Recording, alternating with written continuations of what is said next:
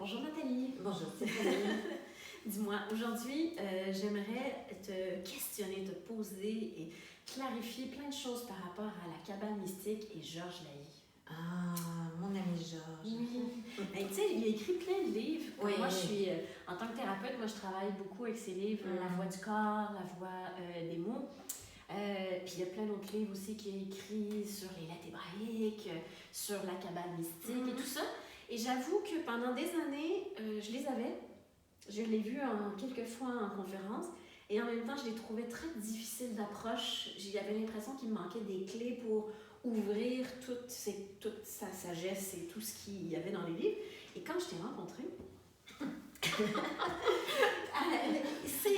c'est comme si tu m'as initiée à tout ça. Et j'aimerais t'en entendre parler. J'aimerais que tu m'expliques un peu qu'est-ce qui t'a rendu si bonne pour justement être capable de nous initier à cette belle cabale de Georges. Oh. D'abord parce que j'adore mon ami Georges, Oui. que je salue au passage, parce que c'est un grand monsieur, Georges Laï. Tu sais, il a une connaissance incroyable dans plein de domaines. C'est vraiment un homme rare dans le domaine de la spiritualité, et j'ai la chance de l'avoir eu sur mon chemin. Et donc, ce que j'aime particulièrement en Georges, c'est qu'avec tout ce qu'il est capable d'ouvrir, il te donne des clés sur pratiquement tout qui te permet en fait de faire quelque chose à ta sauce et de te réinventer. C'est sa plus grande générosité. Et en fait, mon ami Georges Laï est un spécialiste de la cabale mystique, on dit. Hein, donc, c'est pas une cabale religieuse, c'est pas une cabale hermétique, c'est pas une cabale magique, c'est une cabale d'ouverture vers le merveilleux. Et qui est accessible. Qui est une parmi tant d'autres. Oui, mais bon, disons que c'est celle, en tout cas inspirée par plein de kabbalistes moyenâgeux, dont son maître Abraham Aboulafia, qui est un kabbaliste vraiment du Moyen-Âge. Oui, mais je suis en train de lire présentement La quête du kabbalistique, écrit par Georges Laï, qui parle de la mais c'est tellement... je vous le conseille, vraiment. Ça fait longtemps quand même que je baigne un peu plus moi dans la cabale hermétique et un peu dans la cabale mystique, mais quand j'ai vraiment commencé à lire ce roman, mais qui est un enseignement en soi, ça m'a vraiment permis de faire effectivement d'une richesse. Il parle d'alchimie, il parle de nombre, il parle de lettres, il parle de concepts mystiques, spirituels, comme tu dis, du merveilleux. Oui, parce que normalement, les kabbalistes sont les maîtres du merveilleux. Il y a 32 merveilleux sentiers vers la sagesse. 32 merveilleux sentiers vers la sagesse. Voilà, les 32 étant la gematria du cœur. On voit bien que ça passe par le cœur pour arriver jusqu'à la sagesse. Mais donc, voilà. Et donc, Georges Laï, justement, il connaît beaucoup de choses qui m'ont permis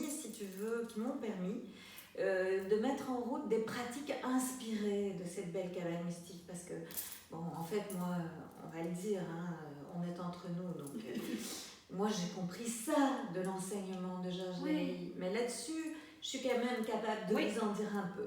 Mais l'univers de Georges est nettement plus vaste. Mais ça m'a permis, sur ce petit bout-là, de mettre des instruments que j'aime beaucoup partager avec vous et qui me permettent à chaque fois, de mon côté vénusien, de faire des liens entre mes runes que j'aime tant, entre mon tarot que j'aime tant et entre ces belles lettres hébraïques que j'aime souvent venir partager avec vous, je ne vais pas dire venir vous partager parce que c'est pas très français, mais venir partager avec vous. Et j'aime bien faire ça, pourquoi ? Parce que ces lettres aussi, un peu à la manière des runes, on peut les ouvrir, on peut comprendre tout ce qui se trouve derrière. Et c'est encore un outil qui va nous permettre justement de faire des liens par rapport à comment parle avec nous l'âme du monde, tu vois. Et donc, ça aussi, c'est un des autres outils que j'aime beaucoup et qui se relie, si on veut, plus à cette sagesse kabbaliste, mais qui est vraiment très qui ouvre sur plein de potentialités. Parce que finalement, si je comprends, il y a une philosophie qui est la cabale mystique, avec son arbre, des séphirotes, une séphira, des séphirotes, donc avec son arbre des séphirotes. Et c'est une cabale qui est plus féminine, on dirait, parce qu'on cherche, on cherche un peu à retrouver le subtil, retrouver ce féminin. Oui, moi c'est ça que j'ai tellement adoré dans cette cabale de Georges, c'est que justement, c'est pratiquement d'aller rechercher ce féminin caché, hein, parce que pendant la période du confinement, il a fait pas mal de vidéos sur le Cantique des Cantiques, où justement on parle de la fiancée qui dit qu'elle est noire mais agréable, et on comprend que ce noir, c'est une analogie finalement à ce féminin qui se voile, qui s'assombrit en fait. Et que c'est ça qu'on va aller rechercher, parce qu'on part du principe, on pourrait dire, qu'il y a la grand-mère, un morceau de la grand-mère qui est parti dans la matière, tout au fond de la matière, qui a accepté en fait de se voiler pour que nous, on ne se sente pas tout seul dans cette matière, et au cœur de la matière. Et ça, je trouve que c'est très très intéressant. Et c'est vrai que finalement, Georges, il nous apprend beaucoup les 50 portes de Binab, les 50 portes de libération, de libération spirituelle. Et Bina, c'est la grande-mère. Donc tu vois, il y a vraiment...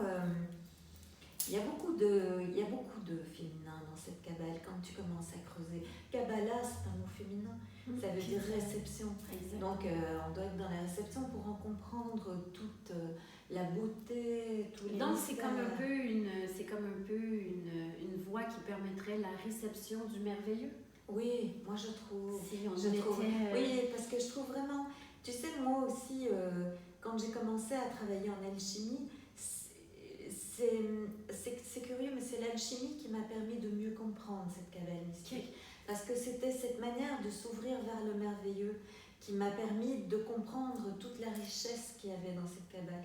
Je n'en perçois qu'un tout petit bout, mais ce tout petit bout est tellement riche, c'est un monde tellement riche, que ça permet en fait de faire des ponts et de compréhension vers plein de choses qui peuvent rester, on pourrait dire, hermétiquement fermées, mais que cette cabale mystique permet d'ouvrir, justement. Exactement.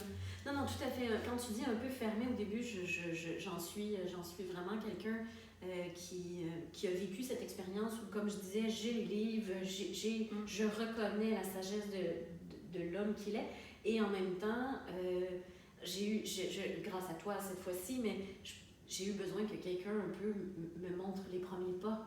Et puis, non, puis quand on parle d'une façon de justement d'ouvrir cette cabale mystique, une des manières que tu t'es bonne, puis qui fait un lien avec tout ton savoir par rapport à toutes tes autres approches, c'est la manière justement que tu travailles avec les lettres. Oui. Donc en fait, la cabale, elle est basée sur 22 lettres. Oui. Un peu, est-ce que ce 22, il se retrouve aussi un peu pareil, pareil, voilà, c'est ça. Et donc, il y a ces 22 lettres-là. Est-ce que tu peux nous en parler un petit peu plus, comme pourquoi ces 22 lettres sont si précieuses à tes yeux? Ces 22 lettres, moi, ce que j'en ai compris quand Georges nous parle du début des temps, c'est, si tu veux, au début, il n'y a rien, il n'y a que l'unité. Et puis, petit à petit, cette unité, elle voudrait se comprendre. Et pour se comprendre, il faut qu'elle s'extrait, si tu veux, de l'espace entier qu'elle occupe. Donc, elle se condense, et puis, elle recommence à couvrir tout l'espace, mais en faisant ça, elle se fractionne. Et donc, quand elle se fractionne en 22 étincelles, en 22 lettres, qui ont comme, si tu veux, presque, comment dire, désir profond, presque unique, c'est de se remettre ensemble, pour retrouver cet état d'unité qu'elle connaissait avant. Mais quand elles se remettent ensemble, elles se rendent compte que c'est plus le même état qu'avant, c'est quelque chose d'autre, et donc il y a un 3 qui arrive après ce 2, tu vois. Et ce 3, on s'est rendu compte que dans ces lettres, dès qu'on a 3 lettres, eh bien on a une racine d'un mot. Et ce mot, c'est la spécificité de la cabale de Georges, c'est que c'est une cabale de langage qui permet de bien se dire, c'est-à-dire que on peut faire tourner cette racine pour justement en faire sortir les nœuds, ou pour voir où est-ce qu'il y a quelque chose qui bloque. Et par certaines pratiques qu'il nous enseigne, eh bien quand on fait tourner cette racine de mots, il y a une manière, il y a une bénédiction qui se met en route. Et donc, il y a quelque chose qui s'apaise, il y a quelque chose qui nous permet de nous connecter avec un morceau du merveilleux. Donc, en fait, ce que tu expliques, c'est qu'il y a 22 lettres. Ouais. Et que la langue hébraïque, les mots de la langue vont toujours revenir sur une racine de 3 lettres. C'est-à-dire qu'avec une racine de 3 lettres, tu vas avoir, ce que dit Georges, une sorte de structure stable qui va permettre d'être portée par la voix. Okay. Avec 2 lettres l'une avec l'autre, tu as une potentialité, enfin c'est pas une potentialité, mais tu as un petit truc qui commence à donner une idée de ce que ça va donner, puisque une lettre en elle-même n'est qu'une potentialité. Elle est ça c'est, en tout cas moi c'est ce que j'ai compris quand j'étudie avec lui, c'est que la lettre en tant que telle n'est qu'une potentialité. Elle ne développe tout ce qu'elle a, la magie sur laquelle elle ouvre, que si elle se met en miroir, d'où le tarot miroir, que quand elle se met en miroir avec une autre. Alors là, on commence à voir un peu le début du chemin. Mais quand elles sont associées à 3, on a un début d'une racine. Moi, je le vois un peu presque comme le principe. Oui, mais c'est sûr, c'est un mot, mais c'est presque comme aussi le principe de notre création. Oui, parce que comme un homme, une femme, oui, et éventuellement, il y a un projet qui prend sens, tu sais, mais que finalement, l'homme a ce potentiel à lui, la femme a ce potentiel, et puis quand ils se rencontrent, ça crée déjà une dynamique, mais ou positif, négatif, neutre, yin, yang, Tao. Tout à fait. Donc, c'est un petit peu là-dessus. Et donc, eux, dans la philosophie de cette cabale mystique, on va ressortir la racine trilitère d'un mot, dans mon cas comme thérapeute, d'une maladie, d'un organe, c'est comme ça, mais ça peut être aussi d'un principe, d'un enjeu de vie, de quoi que ce soit. Et en faisant ça, on a, si on veut, son schéma d'information de base qu'on va décliner tout ça, avec les 22. Avec les 22, c'est ce qu'on appelle un tsérouf. Un tsérouf, qui sont toutes ces déclinaisons-là, toute cette combinaison-là, et qui peut nous révéler où ça passe puis où ça griche un peu. Donc. Et en plus, la racine tsérouf, c'est la même que tsaraf, l'alchimiste, tu vois. Donc oui, il y a vraiment quelque chose dans le tsaraf, donc le tsadé resh p, s'il y a une sorte de combinaison de purification, tu vois, il y a un peu d'alchimie là-dedans qui va se faire par le langage, par la vocalisation, puisque on estime que ce qui se trouve dans la salive est une analogie avec la rosée, puisque normalement les lettres c'est du feu noir, donc elles sont figées en attendant qu'on les ressuscite par le souffle, par le feu blanc qui se trouve tout autour. Et donc ça va être la technique de vocalisation.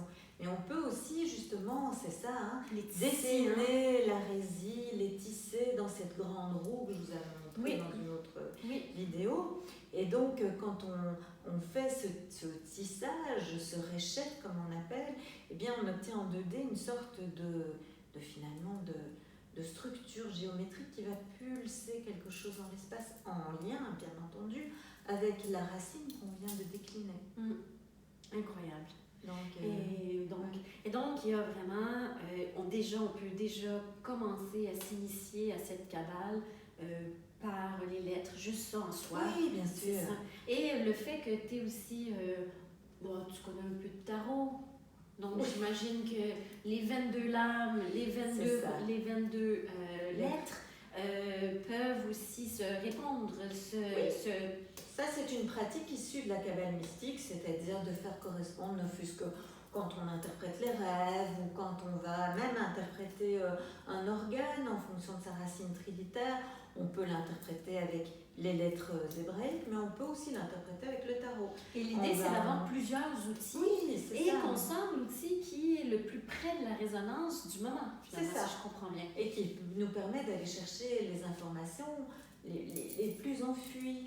Finalement, c'est ça c'est pour ça qu'on veut avoir des outils. C'est pour aller chercher... Moi, je le vois un peu comme parler plusieurs langues. Voilà. Donc, le tarot serait une langue Et les lettres hébraïques, c'est une autre langue qui permet d'ouvrir sur des nouvelles expressions, des nouveaux mots, des nouvelles façons aussi de... Et de ces lettres-là, avec le tarot, on va pouvoir déboucher sur la gematria, cette géométrie du nombre. C'est ça. Et ça va nous donner aussi des ressentis, parce que, par exemple, Georges Laï a écrit aussi le dictionnaire de gematria, qui donne vraiment beaucoup d'idées, mais il a fait aussi un livre extraordinaire qui s'appelle Paroles de nombre, où il traduit en nombres et en chiffres vraiment des mots français. Donc, tu vois, on peut, à partir de mots hébreux, mots tarot, mots français, trouver la racine commune qui est le nombre, et puis voir à quoi ça renvoie, tu vois.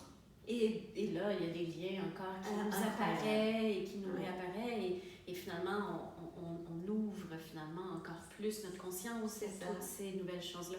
Et donc, Gematria, en gros, si j'en comprends, ce que j'en comprends à date, c'est que chacune des lettres a une valeur numérique, un chiffre.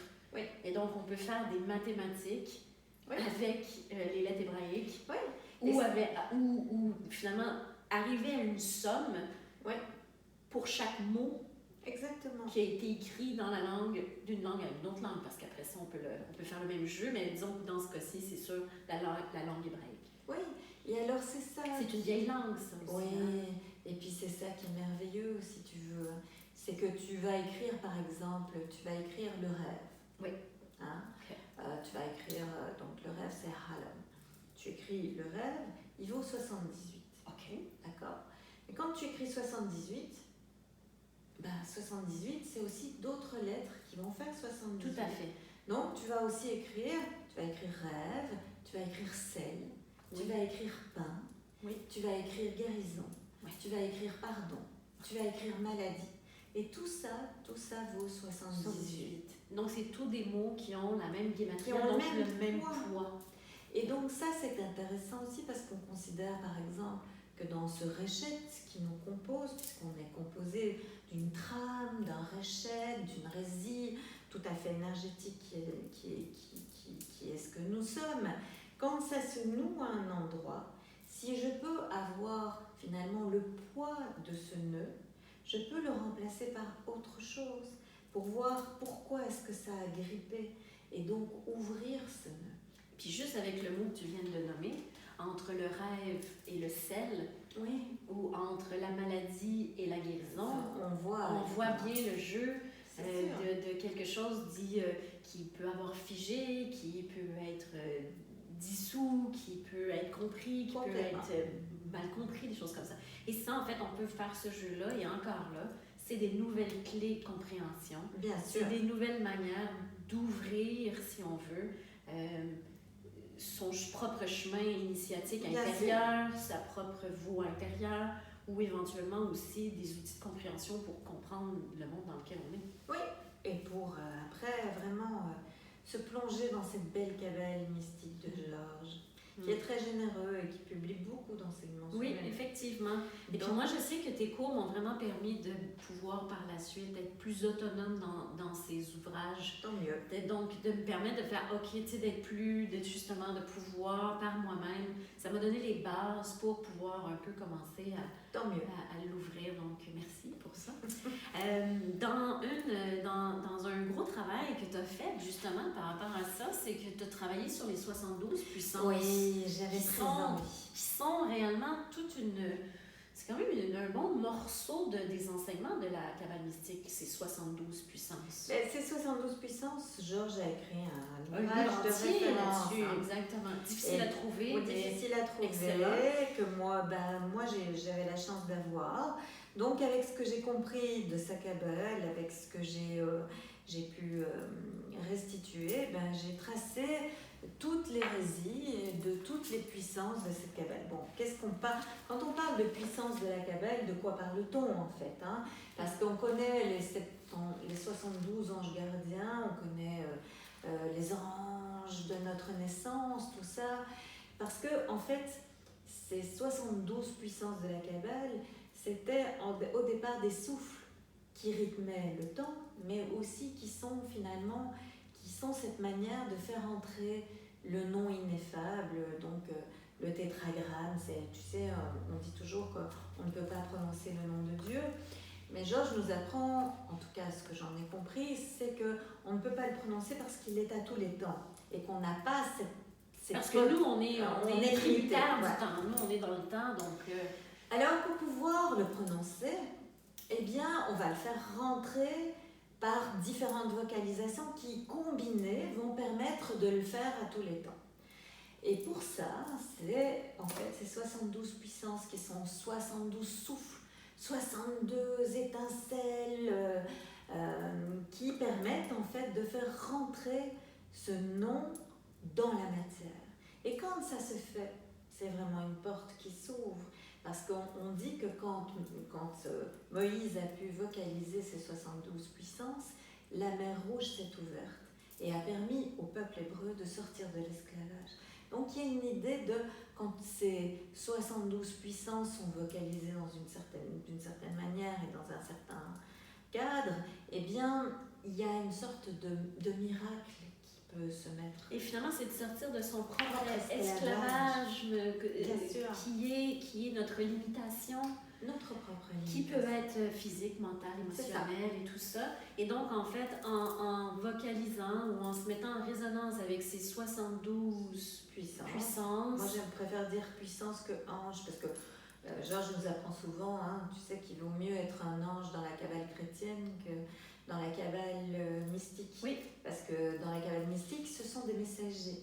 Et quand on n'en a plus besoin, par écologie spirituelle, on les rend au chaos dont ils sont issus, aux flottes de feu, puisqu'on dit ça. Mais donc, c'est tout à fait différent par rapport aux princes de la face, les fameux archanges, dont Sandalphon, Métatron et les 5 autres, qui sont les gardiens, justement, qui tiennent cette trame de la création, dont sont issues toutes les hérésies. Donc, tu vois, on est vraiment dans cette idée-là. Et donc, en fait, ça, toi, ça a été vraiment quelque chose qui a été marquant dans ton travail. Oui, tu as vraiment travaillé ces 72 puissances-là. Tu les as travaillées. Oui. Tu les as tissées, tu les as comprises, tu les as... Je l'ai mises en parfum. Effectivement, les fameuses nébuleuses qu'on parle. Voilà, c'est ça, exactement. Et donc, et en fait, tu invites les gens, finalement, à se dire, si vous pouvez découvrir cet outil, en le faisant pour vous, on se met en résonance avec quelque chose qui est près du nom de Dieu, donc qui est près de... Oui, ou qui vous libère en tout cas de pas mal de choses qui vous entravent. Oui. Tu vois? Parce que j'ai pu constater, moi, il y en a que je trouvais facile à faire, puis il y en a d'autres que c'était moins évident. Donc ça fait un peu comme... c'est comme réharmoniser un instrument de musique, mais en fait, on se réharmonise à l'intérieur pour être capable de souffler la note juste de ces 72 puissances. Ces 72 puissances, c'est finalement c'est essayer de correspondre le plus avec ce grand nous-mêmes que la Grande Mère avait pour nous. Tu vois? Voilà. Mais merci beaucoup. Avec plaisir.